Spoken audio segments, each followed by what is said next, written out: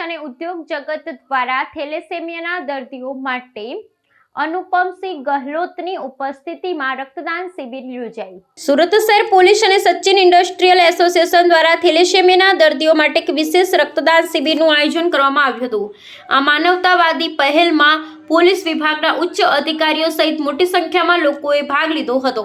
આ શિબિર થેલેસેમિયામાંથી પીડિત બાળકો અને દર્દીઓને જીવન રક્ષક રક્ત પૂરું પાડવાના ઉમદા હેતુ સાથે યોજાઈ હતી। આ પ્રશંસનીય કાર્ય બદલ ઉપસ્થિત મહાનુભાવોને અભિનંદન પાઠવવામાં આવ્યા હતા, જે સમાજ પ્રત્યે તેમની પ્રતિબદ્ધતા દર્શાવે છે। આ પ્રસંગે સુરત શહેરના પોલીસ કમિશનર અનુપમસિંહ ગહલોત, સંયુક્ત પોલીસ કમિશનર કે.એન. ડામોર અને અન્ય ઉચ્ચ અધિકારીઓ ખાસ ઉપસ્થિત રહ્યા હતા। તેમણે રક્તદાતાઓને પ્રોત્સાહિત કર્યા હતા અને સમાજ કલ્યાણના આ કાર્યમાં સક્રિયપણે ભાગ લીધો હતો।